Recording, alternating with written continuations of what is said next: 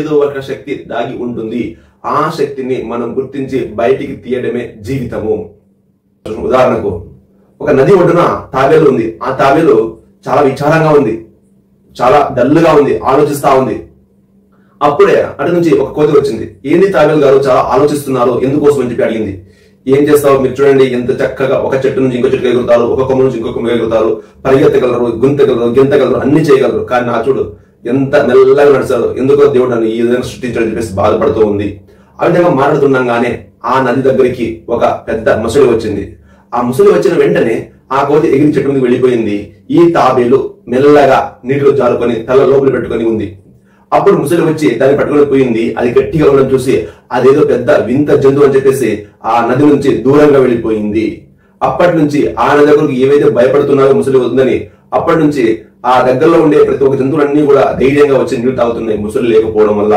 అప్పుడు కోతి వచ్చింది, చూసావా నీ టాలెంట్, నీ పుణ్యాన ఇప్పుడు ఆ ముసలి లేదు, అన్ని జీవులు వచ్చి ఇక్కడ నీళ్లు తాగి ధైర్యంగా వెళ్ళిపోతున్నాయి, నీవు హీరో అని చెప్పేసి కోతి తాబేలు నానింది. అప్పుడు తాబేలు నవ్వింది.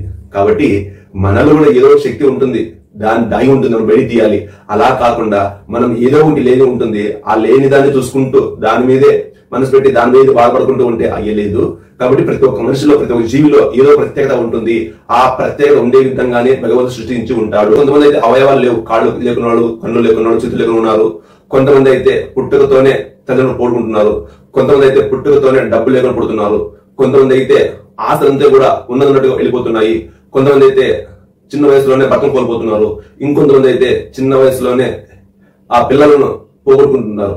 కాబట్టి ప్రతి ఒక్కరికి ఈ విధంగా ప్రతి ఒక్క సమస్య ఏదో ఒకటి ఉంటుంది. ఆ సమస్యను మనం చూసినట్టయితే మనం ఎదగలేము. మనం ఎప్పుడైతే అవకాశాలు చూడగలుగుతామో, ఆ అవకాశాలను మాత్రం చూసి వాటిని మనం పాటలు నేర్చుకుంటామో అప్పుడు ముందుకు వెళ్తాము, అప్పుడు మాత్రం ఒక స్థాయిలో ఉంటాము. ఒక్కరికి కూడా ఏదో ఒక శక్తి దాగి ఉంటుంది. ఆ శక్తిని మనం గుర్తించి బయటికి తీయడమే జీవితము. మోహన్ యూవీపీ అనే యూట్యూబ్ ప్రారంభించి నేను నా కొడుకు కొన్ని స్కూల్లోకి వెళ్లి చెప్పిన మోటివేషన్స్, రీడింగ్ రైటింగ్ గురించి సంబంధించిన వీడియోలు అప్లోడ్ చేస్తూ ఉంటాం. మేము చేసే పని మీకు నచ్చితే లైక్ చేయండి. మీరు కూడా సామాజిక సేవలో పాలు పంచుకోవాలంటే సబ్స్క్రైబ్ చేసి చూస్తున్న ఈ వీడియోను కనీసం 5 మందికి షేర్ చేయండి.